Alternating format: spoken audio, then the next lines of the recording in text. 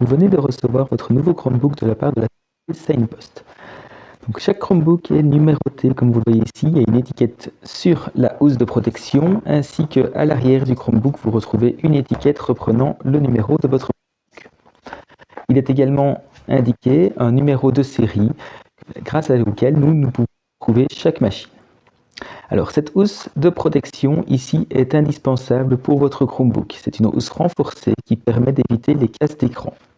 Donc, nous vous demandons vraiment de laisser toujours votre Chromebook dans sa housse lors des transports. En cas de casse, malheureusement, il y a des frais de réparation de 79 €.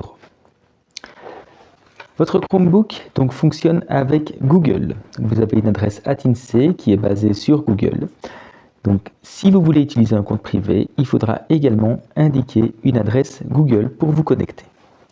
Alors, votre Chromebook est un modèle Asus Flip, donc c'est-à-dire qu'il peut se transformer en tablette. Lorsque vous ouvrez votre Chromebook, celui-ci s'allume directement. La première chose est de sélectionner un réseau Wi-Fi. Alors, à l'école, tous les Chromebooks sont sur le réseau INSEE Mac. Donc, si à un moment votre Chromebook est bloqué, il suffit de recliquer sur le symbole Wi-Fi en dessous et de choisir le INSEE Mac. Chez vous, bien sûr, il faudra également connecter ce Chromebook à votre réseau domicile. Vous devez donc indiquer une adresse Google. Quand vous êtes à l'école, normalement, c'est le compte @INSEE qui est inscrit par défaut. Donc ici, je vais encoder une adresse de l'école.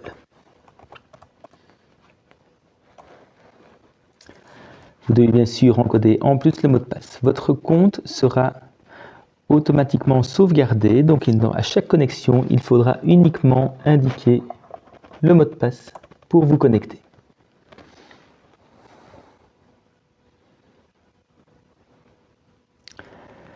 La première connexion prend toujours un petit peu de temps, c'est normal. Le Chromebook va aller chercher les différentes informations de l'école. Donc ici, il y a une petite mise à jour également qui peut se faire en même temps. Il est possible, il faut recommencer une fois la connexion à la première. Ça, c'est tout à fait normal. Donc, je retente ici. Alors, votre Chromebook n'est peut-être pas en français au début. S'il n'est pas en français, pas de problème. On va vous demander par la suite de vous reconnecter et de demander le français, donc de basculer vers le français. Donc ici, il vient de recommencer. Comme vous voyez justement en dessous à droite, est-ce que vous voulez changer de langue? Donc utiliser le français. Donc ici, il fallait bien sûr cliquer sur oui pour changer. Comme vous voyez, tout le texte est en français. On accepte les conditions et on continue. Et donc vous arrivez sur votre Chromebook ici, sur l'interface de départ. Lorsque vous serez chez vous, donc le même principe, se connecter au Wi-Fi.